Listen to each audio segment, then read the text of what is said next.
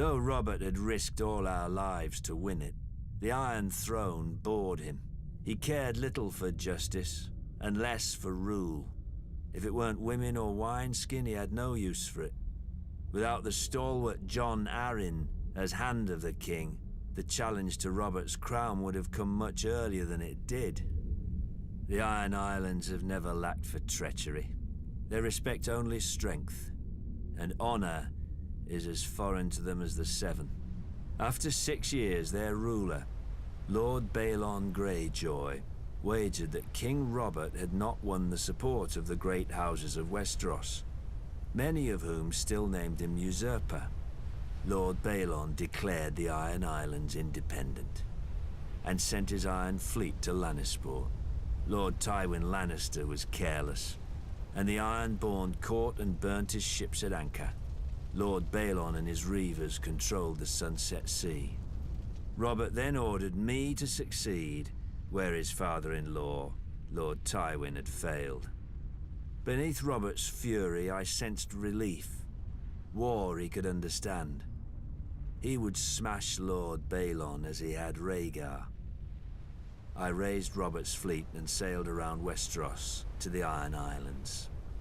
I set a trap for the Iron Fleet off Fair Isle.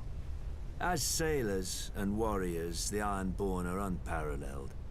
But they're not soldiers. They have no discipline, no strategy, no unity. In a battle, each man fights only for his own glory, and their longships are built for lightning strikes and shore raids. When the captains rushed in, I smashed their longships with our larger war galleys. The strength of the Ironborn is in their ships. With the Iron Fleet broken, I had assured Robert's victory. He could now transport troops and siege weapons to invade the Iron Islands.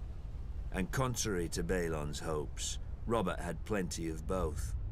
I've never seen such allegiance as Robert could inspire in war. Enemies who tried to kill him one day would be drinking with him the next under their own fallen banners.